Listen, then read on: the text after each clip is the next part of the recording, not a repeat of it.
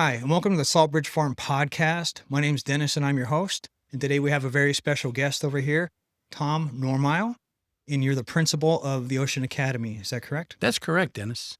Yeah, thanks for coming out to the farm. I really appreciate you. I know you're busy with the school and in everything that you do, but it's a real blessing to have you out here.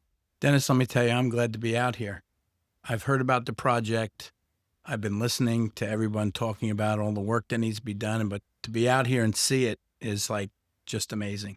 Thank you. Yeah, it's real special out here, and your school is actually going to be my first group of volunteers, so I'm very excited for that. I just showed you the tractor that we got, and going to dig up a hole, and we're going to plant some tulips. And it could take me all day to do that, or we can get some little hands out there, and boom, it's done in an instant. Well, I have some big hands too. Okay. So the big hands are pretty good. Yeah. My older kids are they really love to get involved in stuff like this. So it should go nice for us. Who's coming out to volunteer? So age right group? now I have all age groups, Mhm. from the high school specifically, grades 9 through 12, probably. And my science teacher, Justin Miller, will be bringing them out and giving them a little hands-on science lesson as we go about learning about tulips and planting and the hibernation period that the tulip bulbs need. Nice. And by that time, I'll have a field of crimson clover planted, and we can talk about how they take nitrogen from the air and how most of the air is nitrogen, and it adds it to the soil. And there could be a nice little lesson there for them. So, yeah, that's exciting. But you know what? We take advantage of everything that Bright Harbor has to offer. As a school where kids come from all over, I have kids from more urban areas. I have kids from more rural areas. I have kids that are just suburban kids. And a lot of times they haven't even been involved in anything where they're getting their hands dirty in the dirt, learning about the earth and planting things. And so it really works out well. And this is going to be a great partnership. I can see it already. Yeah, absolutely. I was in my first meeting with you this morning, and I was real happy to be there because Bright Harbor does so much. It's incredible. I don't know, there's like 425 employees or something like that. And we're all in our own little world. But then if we can sit and talk to each other, we get to realize where the areas of opportunity for working together are. So when I first came on board and I sat in my first meeting, Dennis, I was listening and I would go, oh, I have a kid that could take advantage of that. I can have a kid that could take advantage of that program. And through the teamwork of all the different directors and the different divisions, we were able to see that come true. And I'm exceptionally grateful to the Nook because the Nook has supplied food and some job opportunities for some of our students who actually go there and help fill their shelves when they get orders in and then take some food home to their families as well. Yeah, great team over there. Super organized. We just had Vinny on the show. She gave us a tour, and wonderful group of volunteers, really, really big hearts over there. And I love it. And I hope to work with them as well. If we have excess produce that no one's ordered or no one's purchasing, would love to drop it off over there. And the more we communicate as an agency together, the better we'll all be, the brighter we'll be. So Absolutely. And this place will be like the tip of the iceberg, I think, because when you see all these families coming through these programs and then to be able to provide more for those with less doesn't get much better. yeah, I'm really excited for it. I heard a little bit about you through the grapevine, and as soon as I heard your background, I'm like, oh, I got to get you on the show because I could tell you have a passion for what you do. So, would you mind giving me a little history of your professional life My there? storied history. Yes. So I began teaching back in 1984 at Lacey Township High School. Fresh out of college, I was very fortunate. I graduated 83. By 84, I had a job. I was a special education teacher, Mhm. and I taught self-contained kids, and at the time they were called behavioral disordered. So that was the group I had. And those boys to this day would still do anything for me because we just built such a bond. I had them all day. From there, I expanded out and decided that I saw other people being administrators, so I figured I could do it too. So I went to principal school, so to speak, and got my degree, and became an assistant principal at a small school up in Monmouth County, Keyport, the Keyport Central School. It's a K to 8 elementary, which is a great situation because the big kids were bringing the little kids to school every day. So it was fun to watch that whole family interaction. From there, I went back to my hometown, Keensburg, and became the middle school principal. And then from there, I went and became the principal of Keensburg High School, which for me was a labor of love because I graduated from there. Mm. I knew most of the parents of the students in the school. School was small, about 500 kids. Mm. Did my time there, and the commute started to wear me down. I switched gears and went down to Pinelands Regional down in Tuckerton. And 1,000 kids. It was a whole different experience. Kids were more in tune to hunting and fishing than most of anything else. And I learned a little bit more about the outdoors and things like that from my students down there. So retired, was out for 2 years. Mm-hmm. And my wife came to me one day and said, "You've lost your purpose. You need to do something." And I was trying to do something. I was trying to play golf every day, but it wasn't working. Yeah. Found my purpose. I was up at another school like ours up in Monmouth County. I was there for 5 years. And then the job opened up at Ocean Academy. And I was fortunate enough to be hired for that position. And this is going on my 3rd year there. Wow. How long has Ocean Academy been around for? I believe it's like 1980. I want to say 85. Oh, wow. Okay. It was Ocean Institute first, and it was in the basement of a school in Manahawkin where it started. Ironically, the man that hired me at Lacey, a guy by the name of Bill Cascow, was one of the founders of Ocean Institute and then Ocean Academy. I'm still in contact with Bill to this day. He's 80 something, and he was really happy to hear that I had taken this job. Nice. What age group of kids do you have at the school? Right now we have from 6th grade through 12th grade. Okay. It's a pretty wide range, but our younger kids are self-contained in one classroom. It's a bigger classroom than the others, and they're in there all day, so they're segregated from the high school kids. Mm-hmm. And then the high school kids change classes and move through a schedule just like they would in a normal high school. Normal high school. Sure, sure.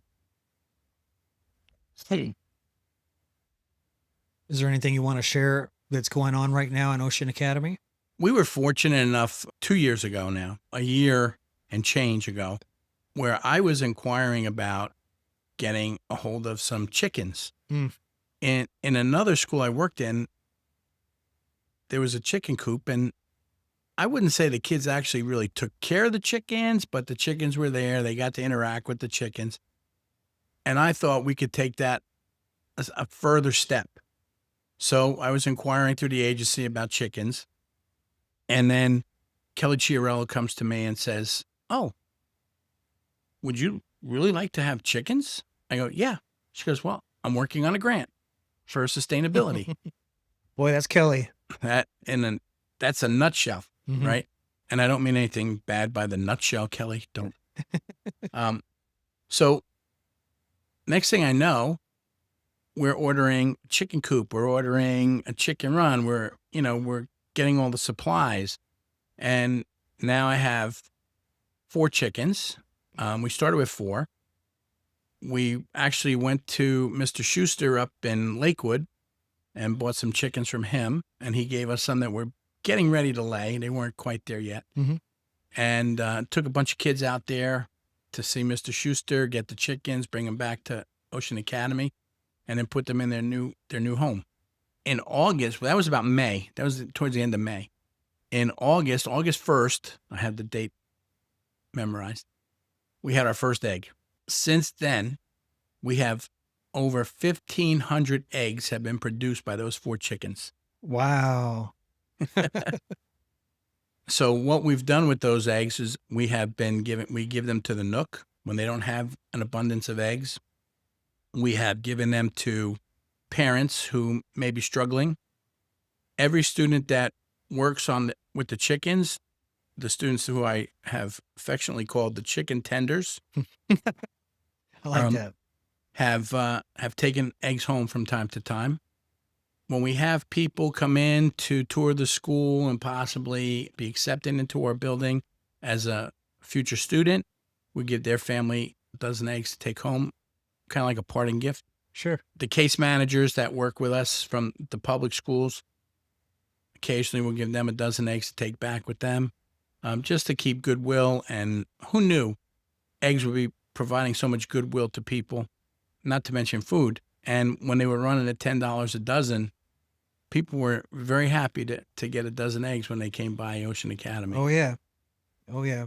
And maybe I'll be able to help out in some way. I know that there's a lot you can do to augment the quality of the eggs, and that kind of thing. So, We're getting to a point now where we have to get to the next level. okay, cool. Yeah, I have some good ideas that I used to do with my chickens. I used to have 10 hen and had ducks too and all of that, but try to do the sustainability aspect of it. So we try to grow as much of the food for the hen itself and then the supplements and there's some things. So I'll definitely would love to help out and We'll be having 6,000 eggs in no time with your help.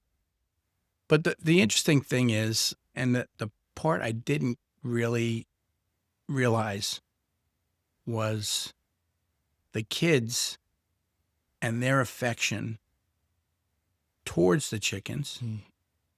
and the chickens returning that affection. Yes. You could have knocked me over when I start. People in that building who I would never expect to pick up anything are picking up a live chicken like it was nothing, tucking it in like they're supposed to, and petting it, and the chicken leaning their head against them. Doesn't get much better than that. Or a dysregulated kid going out by the chickens and not destroying anything, but sitting, talking to the chicken, watching the chickens, getting themselves regulated. It was incredible. I never knew there was such a thing as chicken therapy. Yeah. No, it's really good. And the more love you give the chickens, the more they give it in return. So it's reciprocal for the kids. And I remember when I was a little kid, I had bad experience with chickens. Had a little farm in Los Angeles in our backyard, and my older siblings didn't treat the chickens so well. So they would send me in when I was little to go get the water, and they'd attack me and everything. But when I grew up and had to overcome my fear, I had a different experience because I treated those chickens really well, gave them lots of love, and seen how good they were with my kids. And I'm surprised. I was surprised. I grew up in Manhattan. Mhm. So before my family moved to Keensburg, which literally is 45 minutes, 50 minutes from Manhattan. So it wasn't like much of a big difference. It's not like I was moving to the woods, Mhm. just to New Jersey. But I never realized chickens or growing food or any of that stuff because we went to the grocery store. Mhm. So for me, this became not only a labor of love, but it also became educational for me. And like, quick fact, chickens can recognize 100 different faces. Oh, I didn't know that. I didn't either. So chickens can be trained. Mhm. People don't always realize that either. Mhm. So with those things, they know my car. When I pull up on the weekend to take care of them, they know it's my car, and they come right out of the house and start yelling at me. Yep, they're hungry. Yeah, it's amazing. And what I love when the children are exposed to growing food, then they have a higher appreciation of food itself and food waste and appreciating what they are given to eat because they know what it requires to grow that one carrot or Oh, yeah. but also it's the sense of pride that they planted the seed, saw the plant grow, harvested the tomato or the Mhm. carrot or the zucchini or whatever it was, and ask if they could bring it home. Yeah. Show everyone, look what I've done from scratch. I dug the hole, planted the seed, watered it, and here we are. I kind of have a few pictures of my own on my camera roll with chickens, with with vegetables. Sure. So Yeah. it's fun. Yeah. Oh, it what I love is you get to do hard work and then you have something to show for it that you could show to people. And I used to love growing the food and then I'd invite people over and cook for them and be like, yeah, this is from scratch, from the dirt. So we actually have breakfast for lunch on occasion. And our girls are the stars of breakfast for lunch because we use their eggs for breakfast for lunch. Nice. And the kids get a big kick out of that too. Oh yeah. Well, I'll make sure if I have extra eggs here, and I'm sure we will, because you know how it goes. I know where to take them. Those things start laying, they don't stop, do they? Yep. Yep. It's really nice. So yeah, I can see further collaboration in the future once we get growing, once we have our U-pick garden. Maybe we can do like some hay rides and that kind of thing. Love the volunteer projects. It's nice to have something. I wasn't really ready for it at the time. We're getting there now. We're getting hold of the land, getting tools, getting the mechanism itself, the volunteers to make the volunteerism happen, the machine I call it. That way we can flip the Yep. switch, get everybody out here. Nobody's wasting their time standing around. We have everything ready to go, all the tools and everything we need. And On any given day, Dennis, I can pull up with a bus that holds 54 passengers and I'll get 20 some odd kids off of that bus. all right. And I'm sure at those 20 something, they'll be working. Oh yeah. No, we had our milkweed went to seed a few weeks ago, and I'm thinking, man, if only I was at that point where I could have volunteers come over. You know, we can get a bunch of people out here, and in no time we have all of that seed harvested before the big windstorms come by. Of course, we had that big rain. Oh, Yeah, so wasn't quite ready for it yet, but I'm very excited for our first volunteer project on the farm, which is the tulip planting. and I have to make sure I have the right kids for that first one. So we can get it done and done correctly, but efficiently. Yeah. So if we can get that, and I'm pretty sure I'll be able to muster that up. Yeah, thankfully it's a more forgiving planting, so I know how I want it to lay out, but if they aren't pointed up the same way, they'll still grow. They're not spaced out evenly, 4 to 6 inches, they'll still grow. But what's nice is it's actually going to be the front part of our field. So when the farm is ready in the spring for people to come and pick and harvest, they can bring their family, and it's the first thing they see when they pull up is this beautiful tulip field, and it's like one of the first things to sprout and everything. So it'll be good for them, and I look forward to not only meeting the kids, but also the people in their life, and just get to see that come full circle. I'm very excited for that. It's going to be a great partnership. I'm looking forward to it. Hmm. Absolutely. And I love that you can see the value in what we're doing here on the farm. It's really, kind of an abstract idea, doing the young adult bridge housing with the young men who've aged out of the group homes. And some people might be like, well, what's the farm going to do for them? But I really feel that you see the value in that. And I think anytime you have something that is bigger than you, so like for my kids, the chickens are bigger than them because they have to take care of them. They need them. So they gain that value and that respect for life and for the eggs that we harvest, right? Hmm. And also with our little garden, same thing. They see the value. They see what we're having for lunch. We've had salads with our tomatoes and breakfast. Like I said, breakfast for lunch with our eggs. To me, you only know what you know. And until you know something different, you're going to be the same. So my kids are learning something different. And these guys here will definitely learn something different. Who handles your garden down there? You're looking at them. Okay. I am the worst gardener in the world. Uh-huh. I have a couple of students, a young man by the name of John G, who's been affectionately the head gardener, and he's been doing a really nice job. He's a ninth grader.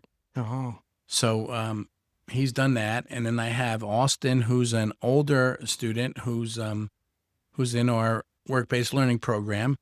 And he actually helps us with the weeding, and he's taken on a lot of responsibility with the chickens right now. And he works from time to time with, not Austin, Aaron. I always get Aaron and Austin confused because they were always together when Austin was his aide. But Aaron has been doing a great job with that. And I'm sure we can get Aaron out here a couple times, and he's a big help. And I would just popped in my mind that we could probably help you guys out with seeds, because we buy them by the pound. Right. I just got 40 pounds of crimson clover seeds, just as an example. There's no reason for you guys to spend the precious money on the seed packets when we could just take a couple scoops in a bag and, label them and be like, here you go. We're on our way. Yeah, you guys are set. So I'll be sure to share what we're growing. And if there's anything you're interested in, just let me know. Well, it's funny. We drove past the greenhouse Hmm. that's needs some work. I have a greenhouse that's still in a box. It's a lean-to greenhouse. Okay. I have a builder who has volunteered to put it together for me. Uh-huh. It's just a matter of him having some time to come out and get it done. But we'll be able to do some work with that with you as well. Oh, yeah, absolutely. And I'd love to, barge in on your knowledge of how to get things started in a greenhouse and get the planting going. Yeah, that'd be great. I would love to help out with that. We'll just make it happen. We'll schedule that, make a good volunteer event from it, and we can cross pollinate the Saltbridge Farm volunteers with the school's volunteers, and I think that would be a good thing to do. And it's also good because it gives our students an opportunity to work with people that they don't see every day. Hmm. And that builds that social emotional piece to everything we try to do at Ocean Academy. Absolutely. And what I love is just the thought that you're planting seeds with these kids, with the youngsters, and then who knows what that'll sprout when they become parents and adults. And the next thing you know, you'll hear about these people, these adults who bought chickens for their kids because of what you've done with them on the school. I'll tell you, it's been a great ride, Yeah. great ride, and that's only going to get better. Yeah. No. Really appreciate when I heard what a career you've had and that you came back out of retirement because you recognize what your calling is, what your purpose is. That means you have passion. That means you have a heart and that you care about what you do and you see the value in it. And so I'm happy that you're here so I can learn from your experience. I love mentoring, but I also love having mentors in my life. So Let me tell you, Dennis, I'm going to be grabbing your coattails when it comes to planting and growing, because planting in concrete back in New York City wasn't going to get it done. So I'm looking forward to it. yeah, I'm excited to show. It's beautiful out here. Yeah, I'm so fortunate to be a steward of the land here.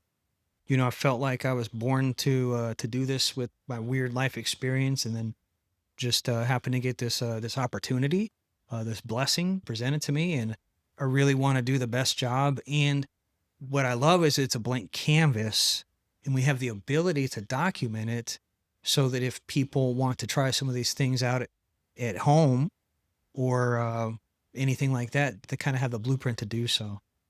And the best part for us, you're about 20 minutes away. Oh, okay. So school bus ride won't be long. Kids will be here. We can get them back to school, get them for lunch or whatever we have to do, and get a lot of good work out of them. Love it. Absolutely love it. So what I'm going to do right now is go ahead and show the viewers a little tour of your school here.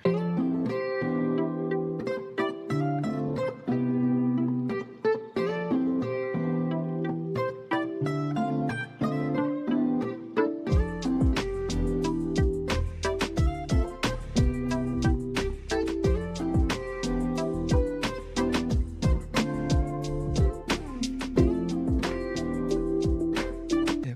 Thank you, Tom. I really appreciate your time making it out here to the farm. It means a lot to me. Very excited to have the first group of volunteers here on the farm, and I love that they're students from the Ocean Academy. So thank you very much. Our pleasure. We're looking forward to it. All right, thank you so much.